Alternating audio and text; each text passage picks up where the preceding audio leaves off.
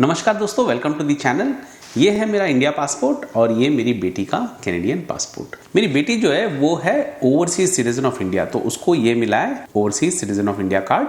और मैं कनाडा आया था कनाडा पीआर में, तो आप देख सकते हो ये मेरा कैनेडियन पीआर कार्ड है। तो आज का जो वीडियो है उसमें मैं दोनों पासपोर्ट के बारे में बहुत सारी चीज़ें जो कॉमन है, यूनिक है, वो बताऊँगा। उसके अलावा ओसीआई होने में क्या प्रिविलेजेस है और कनाडा पीआर होने में क्या प्रिविलेज है ये बताऊंगा। ये जानकारी आपको पहले इतना डिटेल में किसी ने बताया नहीं होगा, तो ये वीडियो ज़रूर आप एंड तक देखना। अगर आप पहली बार मेरे चैनल पे आए तो वो सब्सक्राइब बटन जो है उसको प्रेस करना ना भूलें, और कोई भी सवाल है तो कमेंट सेक्शन में जाके ज़रूर कमेंट करें, मैं हर कमेंट का जो है जवाब देता हूं। तो दोस्तों, पहले तो पासपोर्ट को पासपोर्ट क्यों बोलते हैं? ये दो शब्द से बना है, पासपोर्ट यानी कि बंदरगाह से गुजरना। तो इसमें गवर्नमेंट जो है वो दो चीजें एस्टैब्लिश करता है, और वो क्या है? पहला तो आपका आइडेंटिटी, पर्सनल डिटेल। तो जब पासपोर्ट के अंदर आपको मैं दिखाऊंगा तो पूरा का पूरा पर्सनल डिटेल जो है वो पासपोर्ट के अंदर मिलता है। और इसके अलावा गवर्नमेंट बोलता है कि ये मेरे कंट्री का सिटीजन है, तो ये दो चीज़ एस्टैब्लिश होता है। तीसरी चीज़ जो है पासपोर्ट के अंदर गवर्नमेंट दूसरे कंट्री को बोलता है कि जब मेरा सिटीज़न आपके यहाँ आए तो उसको जो भी प्रोटेक्शन मिलना चाहिए वो आप देना। तो उसका वर्डिंग में मैं आपको अंदर दिखाऊंगा। तो दोस्तों, आप देख रहे हो दोनों पासपोर्ट जो है ऑलमोस्ट आइडेंटिकल है। इंडिया का जो है वो डार्क ब्लू है और जो कनाडा वाला है वो ब्लू रंग का है। और अगर आप डायमेंशन देखोगे दोनों का एग्जैक्टली सेम है। जिस किसी भी कंट्री का आप पासपोर्ट लोगे वो डायमेंशन सेम मिलेगा, क्योंकि ये सब पासपोर्ट स्टैंडर्ड प्रोटोकॉल है वो फॉलो करता है। इनफैक्ट जो वर्डिंग्स है वो भी बहुत कॉमन रहेगा, थोड़ा बहुत चेंजेस आपको दिखेगा। अभी जो कनाडा पासपोर्ट है उसमें आपको यहाँ दिखेगा ये चिप। आई होप क्लियर है? हाँ, अभी क्लियर है। तो ये जो चिप देख रहे हो ये इसको बनाता है ई पासपोर्ट या डिजिटल पासपोर्ट, जो इंडिया अभी बहुत जल्द लॉन्च करने वाला है। इंडिया का आज के डेट में नॉर्मल पासपोर्ट है। तो ई पासपोर्ट क्या करता है? डिजिटली जो है आपका पूरा पर्सनल डिटेल कंप्यूटर में ट्रांसफ़र कर देता है जब भी आप इमिग्रेशन के थ्रू जाते हो। तो ये सहूलियत है। मैं बहुत एक्साइटेड हूँ देखने के लिए कि इंडिया का जो नया पासपोर्ट होगा वो कैसे होगा। और इसका रीज़न भी है, जैसे मैं कनाडा पासपोर्ट को कंपेयर करूँगा, आप देखोगे कि इसमें बहुत सारे यूनिक चीज़ें हैं जो आज के डेट में इंडिया पासपोर्ट के अंदर नहीं है। हाँ, रैंकिंग ये सब भी मैं आप डिटेल में बात करूंगा। तो मैंने स्क्रीन में दोनों पासपोर्ट जो है साइड बाय साइड रखा है, और आप देख सकते हो कि जो कनाडा का पासपोर्ट है उसमें लिखा है minister of foreign affairs request, किसके नाम पे? हर मैजेस्टी द क्वीन। अभी ये चेंज हो गया है सितंबर के बाद, अभी आता है हिज मैजेस्टी द किंग। तो आपके लिए सवाल है कमेंट में कि मैं किसके बारे में रेफर कर रहा हूँ। अगर आप जनरल नॉलेज रखते हो या वर्ल्ड न्यूज़ देखते हो व्हाट्सएप में तो सब आ गया होगा, फिर भी आप बताइए यहाँ कौन से किंग की मैं बात कर रहा हूँ। और इंडिया का अगर देखोगे तो यहाँ लिखा है by order of the president of India, और इसको बाकायदा साइन किया है रीजनल पासपोर्ट ऑफिसर ने। जो मेरे ख्याल से एक बार ई पासपोर्ट बन गया या डिजिटल पासपोर्ट बन गया तो ये आपको नहीं दिखेगा होपफुली। तो कनाडा वाले में कोई सिग्नेचर नहीं है किसी का, और राइट सेक्शन में कनाडा वाले में पासपोर्ट के बारे में बताया है कि ये गवर्नमेंट ऑफ कनाडा का प्रॉपर्टी है, इसका केयर रखना। और जो पेज 3 है उसमें आपने साइन करना है अगर 16 साल से कम हो। तो मेरी बेटी जो है वो 16 साल से कम है, और लास्ट में लिखा है कि ये बेयरर ऑफ द पासपोर्ट जो है वो कैनेडियन सिटीजन है। इंडिया में राइट साइड में आप देख सकते हो पासपोर्ट, अशोका स्तंभ, सत्यमेव जयते और रिपब्लिक ऑफ इंडिया, भारत गणराज्य लिखा है। तो अगले पेज में चलते हैं। अगले पेज में देखो आप, यहाँ पे पर्सनल डिटेल है। दोनों पासपोर्ट मैंने जैसे बोला था साइड बाय साइड रखा हुआ है। आप देख सकते हो कि पर्सनल डिटेल में बहुत आइडेंटिकल चीज़ें लिखी गई है। कनाडा वाले पासपोर्ट में कनाडा लिखा है, और राइट साइड में आप देख सकते हो वो चिप वाला आइकन दिखा रहा है, और इंडिया में रिपब्लिक ऑफ इंडिया लिखा है। पासपोर्ट टाइप में देख सकते हो आप कि यहाँ पे पी लिखा है। बेसिकली 3 टाइप का पासपोर्ट होता है, पर्सनल जो पी, डिप्लोमेटिक डी, और एस जो है वो सर्विस। तो तीनों में डिफरेंस क्या है थोड़ा सा मैं बता देता हूँ। आप और मेरे जैसे लोग जो हैं उनको मिलता है पर्सनल, जो आप ट्रैवल के लिए यूज़ कर सकते हो, किसी कंट्री को विजिट करने के लिए यूज़ कर सकते हो। डिप्लोमेटिक जो है नाम जैसे बता रहा है, काउंसलेट या हाई कमीशन में जो काम करते हैं उनको मिलता है। और सर्विस में जो है मतलब जो गवर्नमेंट ऑफिशियल गवर्नमेंट के काम से जा रहा है उसको मिलता है ये वाला पासपोर्ट जो आपको स्क्रीन में दिख रहा है। तो होपफुली ये आपके लिए पीस ऑफ इन्फॉर्मेशन है। अगर पहले से ही जानते हो तो कमेंट में आप लिखो अगर इसके बारे में ज़्यादा जानकारी देना चाहते हो। तो आगे बढ़ते हैं। इशूइंग कंट्री कोड लिखा हुआ है, पासपोर्ट नंबर दिया गया है, surname, given name, nationality, date of birth, place of birth, date of issue, expiry और अथॉरिटी। दोनों जगह जो है ऑलमोस्ट सेम इन्फॉर्मेशन है, एक्सेप्ट कनाडा वाले में अथॉरिटी जो है वो मेंशन किया हुआ है, हमारे में पहले वाले पेज में साइन किया हुआ था रीजनल पासपोर्ट ऑफिसर ने। ठीक है, तो ये तो हो गया पहला वाला पेज। अभी उसी में ऊपर की तरफ देखो आप, इंडिया वाला खाली है, स्टैंपिंग शुरू हो जाता है यहाँ से, लेकिन कनाडा वाले में सिग्नेचर वाला सेक्शन है। ठीक है, तो इसके अगले पेज में चलते हैं। दोनों मैंने साइड बाय साइड रखा है, आप देख सकते हो। इसमें जो नीचे वाला सेक्शन है कनाडा वाले में, वहाँ पे आपने खुद जो है एड्रेस कंप्लीट करना है, जबकि मैं इंडिया वाले पासपोर्ट में दिखाऊंगा जो लास्ट पेज है वहाँ पे सब कुछ पहले से ही फिल्ड आता है। तो ये एक डिफरेंस है दोनों पासपोर्ट में। यहाँ पे आप खुद भरते हो पूरा डिटेल। अभी बाकी चीज़ में मैं नहीं जाऊँगा, वो आप कभी भी पढ़ सकते हो। और ऑब्जर्वेशन जो है वहाँ पे कोई भी ऑब्जर्वेशन है जब आप इमिग्रेट कर रहे हो तो वो वहाँ पे लिखा जाता है, तो वो क्लियरली जो है जहाँ भी जा रहे हो वो दिखेगा। तो ये कनाडा वाले में। इंडिया वाले में वीज़ा स्टैंपिंग वाला शुरू हो चुका है। अब कनाडा वाला आप देखोगे हर पेज में एक कनाडा का हिस्ट्री लिखा हुआ है जो इंडिया वाले पेज में नहीं दिखता है। इंडिया वाले पेज में प्लेन अशोका स्तंभ, और साइड से अगर आप देखोगे, मैं जो वीडियो में नहीं दिखा पा रहा, उसमें हिंदी में लिखा है पासपोर्ट और फिर अंग्रेजी में लिखा है पासपोर्ट। और कनाडा वाला जो है उसमें एक खास बात यह है कि आप अगर इसको रात को देखते हो ब्लैक लाइट या यूवी लाइट में तो बहुत मज़ेदार दिखता है। आप जैसे स्क्रीन में देख सकते हो, बहुत ही मज़ा आता है देखकर।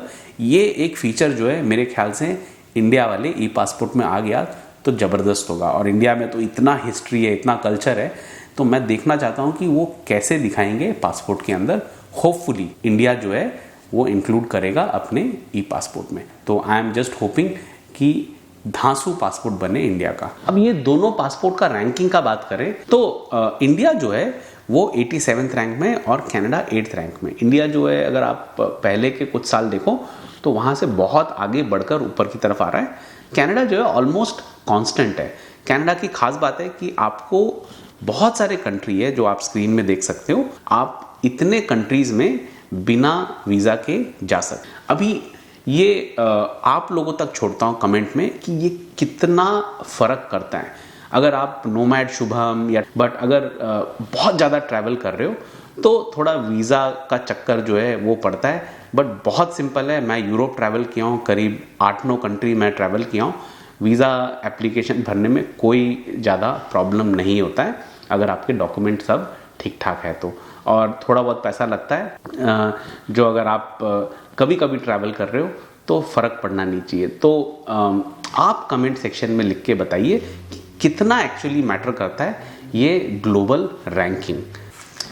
ये तो हो गया पासपोर्ट के बारे में। अभी थोड़ा और डिटेल में बात करते हैं एक एक पासपोर्ट का। जो मेरा इंडिया पासपोर्ट है उसके साथ अगर मेरे को कनाडा में आके काम करना है, या तो मैं वर्क परमिट में आ सकता हूँ या पीआर में आ सकता हूँ। जैसे मैं पीआर में आया हूँ, मेरा कार्ड जो है वो मेरे को 5 साल के लिए दिया था वैलिडिटी, और पीआर कार्ड जो है वो एक्सपायर होता है, पीआर स्टेटस जो है वो एक्सपायर नहीं होता।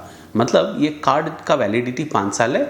अगर मैं कंटिन्यू करना चाहता हूँ तो मेरा स्टेटस रहेगा पीआर, मेरे को नया कार्ड इशू करेंगे प्रोवाइडेड मैंने जो रिक्वायरमेंट है वो मीट किया है। तो आई होप आपको समझ में आया होगा ये मैं क्या बोल रहा हूँ। अभी अगर मेरे को इंडिया जाना है कनाडा आने के बाद और मैं इस पासपोर्ट के साथ जाना चाहता हूँ, तो यूरोपियन कंट्री से जब जा रहा हूँ, मेरे पास कनाडा पीआर है, तो मेरे को कोई वीज़ा का ज़रूरत नहीं है क्योंकि मेरे पास कनाडा पीआर है।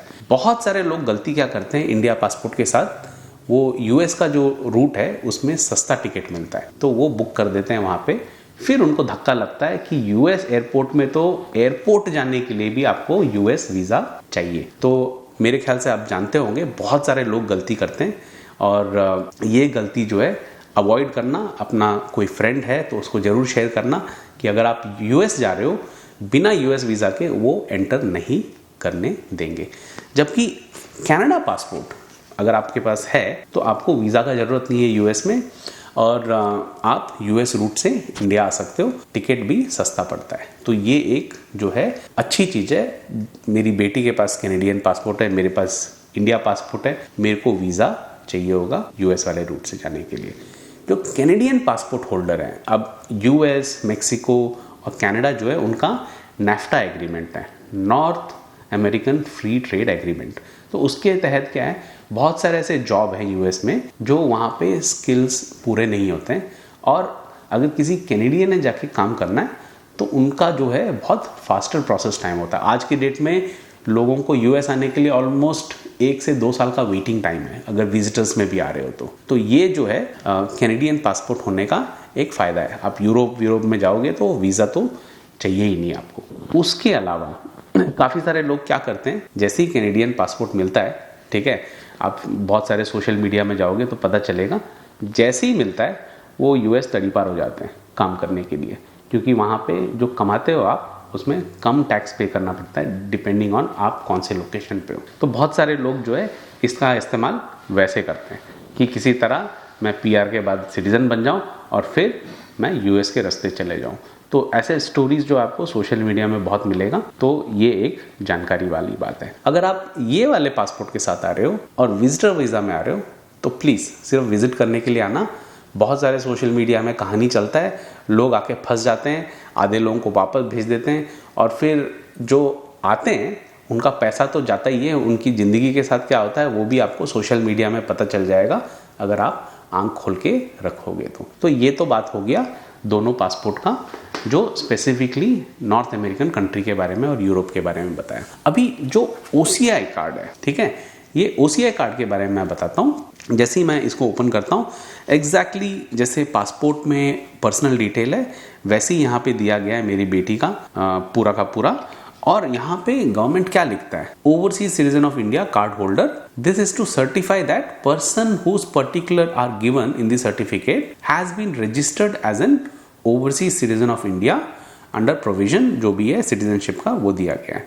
और फिर इसको इशू किसने किया है, काउंसलेट जनरल ऑफ इंडिया, यहाँ पे हमने टोरंटो में कराया था। और वीज़ा टाइप में आप देखोगे लाइफ लॉन्ग, मतलब इसका कोई एक्सपायरी डेट नहीं है, प्रोवाइडेड आप कुछ गलत नहीं कर रहे हो। और इसका भी डिटेल जो है आपको इसके अंदर मिल जाएगा।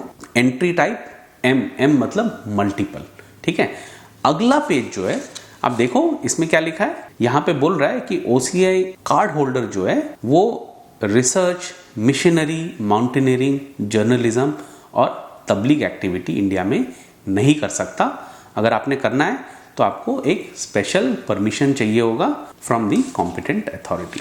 उसके बाद जो पेजेस है वो खाली छोड़ा हुआ है। इस बार हम लोग इंडिया जब गए थे हमारी बेटी को लेके, तो जो उसका OCI कार्ड है उसको देखा और उसमें कुछ किया नहीं, जो भी स्टैंपिंग था वो उसके कनाडा पासपोर्ट में हुआ। जो इसका सेकेंड लास्ट पेज है वहाँ पे क्या लिखा है, registered OCI card holder is entitled to the following benefits. पहला, multiple entry, multipurpose for life long visa to visit India. आप विजिट कर सकते हो, आप वहाँ रह सकते हो, आप नौकरी भी कर सकते हो। और अगर आप 182 डेज से ज़्यादा अगर इंडिया के अंदर रहते हो तो आपको आधार कार्ड भी मिलता है, और आप जो है वहाँ पे नौकरी करने का सोच रहे हो तो कर सकते हो। बहुत सारे लोग इंडिया जाके वापस OCI कार्ड लेके वो करते हैं। तो उनका मकसद क्या है, पासपोर्ट जो है वो कनाडा, US और जो भी कंट्री का है उनका रहता है, क्योंकि इंडिया जो है वो ड्यूअल सिटीजनशिप नहीं देता। जैसे पाकिस्तान है, पाकिस्तान के मेरे जो फ्रेंड्स हैं उनके पास ड्यूअल सिटीजनशिप है, मतलब पाकिस्तान का भी पासपोर्ट उनके पास है और उनके पास कनाडा का भी है। ईरान जैसा कंट्री है वहाँ पे भी ड्यूअल सिटीजनशिप रखते हैं लोग, इंडिया में अलाउड नहीं है। इतना ज़्यादा पॉपुलेशन है कि भाई उन लोगों ने जो है कैटेगराइज करके रखा हुआ है ओवरसीज सिटीजन ऑफ इंडिया। जैसे मैं हूँ अभी नॉन रेजिडेंट इंडियन, मैं इंडिया के बाहर हूँ पर हूँ इंडियन, तो ये ऐसे डिफरेंस करके रखा हुआ है जो मेरे ख्याल से सही भी है। फिर क्या बोलता है, exemption from registration with FRRO foreign registration office है। जो भी बाहर से जनता आती है और बहुत लॉन्ग टर्म के लिए आती है उसको जाके रजिस्टर करना पड़ता है कि भाई मैं इंडिया में आ गया हूँ, मेरा ये एड्रेस होगा, और बाकी जो गतिविधि है वो सब उसको बताना पड़ता है। ये OCI वाले को नहीं करना पड़ता है। Parity with NRI in economic, financial and education field except in matter relating to acquisition of agriculture plantation property. तो जैसे मैं एनआरआई हूँ, मैं इंडिया के बाहर हूँ, तो मेरा टैक्सेशन अलग है। मैं जो फॉरेन करेंसी लेके आता हूँ इंडिया में, उस पर कोई टैक्स नहीं है।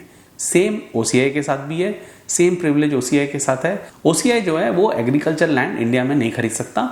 और एक चीज़ यहाँ पे नहीं लिखा है जो मैं आपको बताता हूँ, बहुत सारे गवर्नमेंट जॉब्स हैं जहाँ पे आपको नौकरी नहीं मिलेगा अगर आप ओसीआई हो। तो आप प्राइवेट कंपनीज पे चले जाओ, वहाँ जाके आप काम कर सकते हो नॉर्मल लोगों की तरह, बट गवर्नमेंट ऑफिसेस में आप वोट नहीं कर सकते हो, आप गवर्नमेंट ऑफिस नहीं ज्वाइन कर सकते हो, स्पेशली आर्म फोर्सेस तो आप ज्वाइन नहीं कर सकते हो ओसीआई के साथ। तो ये है ओसीआई के बारे में।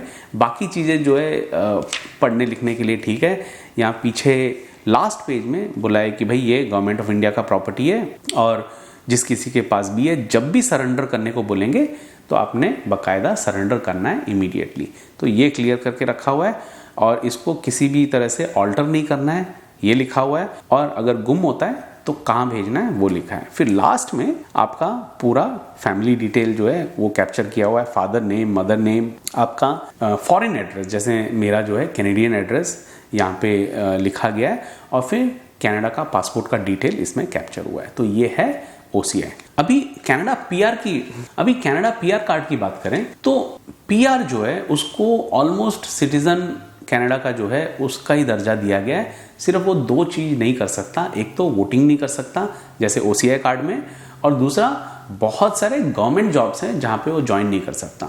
बहुत सारे गवर्नमेंट जॉब्स में जो पीआर वाले हैं वो ज्वाइन कर सकते हैं। कौन से ऐसे जॉब है जहां ज्वाइन नहीं कर सकता? जहां पे बहुत सारे क्रेडेंशियल्स चाहिए या सिक्योरिटी चेक होता है। तो सिक्योरिटी चेक में कई टाइम काफ़ी लंबा चले जाता है और इतना पेशेंस ऑर्गेनाइजेशन के पास नहीं रहता है या टाइम नहीं रहता है कि वो इन्वेस्ट कर सके। तो इसलिए स्पेसिफिक लिखा जाता है कि सिटीजन ऑफ कनाडा ओनली। बहुत सारे गवर्नमेंट जॉब्स है जहाँ पे कनाडा पासपोर्ट होल्डर जाके नौकरी करता है या कर सकता है, जो पीआर वाले के पास नहीं है। पीआर वाला जो है वो कनाडा में नॉर्मल सिटीजन की तरह बिजनेस कर सकता है। आपने मेरा अगर वीडियो देखा हो तो कैसे बिजनेस सेटअप करना है उसमें मैंने वीडियो भी बनाया हुआ है, आप देख सकते हो। मैं पीआर हूँ और मेरा बिजनेस जो है यहाँ पे एस्टैब्लिश करके रखा हुआ है मैंने। जो वर्क परमिट या स्टूडेंट होने पे डायरेक्ट तरीका नहीं है, वो मैं ज़्यादा डिटेल में नहीं जाऊँगा, आपको बहुत टाइम लगेगा वो बताने के लिए। लेकिन एज अ कनाडा पीआर एक बहुत बड़ा चीज़ जो है वो नॉर्मल वर्क परमिट और स्टूडेंट जिनको नहीं मिलता वो है गवर्नमेंट ग्रांट्स। जितने भी गवर्नमेंट ग्रांट कैनेडियन सिटीजन के लिए अप्लाइड है वो सब पीआर को मिलता है। और आप जो है घर खरीदते हो तो जो भी आपको टैक्स ब्रेक घर पे एक सिटीजन को मिलता है वो पीआर को भी मिलता है। तो दोस्तों इसके अलावा बहुत सारी चीज़ें हैं जो मैं शायद इस वीडियो में नहीं बता पा रहा हूँ। मैं ट्राई करूँगा उसको डिस्क्रिप्शन में लिखने का, तो डिस्क्रिप्शन ज़रूर चेक कर लें। आप कमेंट जरूर करना, कोई अगर आपका सवाल है तो मैं उसका जवाब जरूर दूंगा। और होपफुली ये वीडियो आपके लिए इन्फॉर्मेटिव था। मेरे को कैसे पता चलेगा? कमेंट करना, लाइक करना, लोगों को शेयर करना और मेरे चैनल को प्लीज़ प्लीज़ प्लीज़ सब्सक्राइब जरूर करना। Thank you.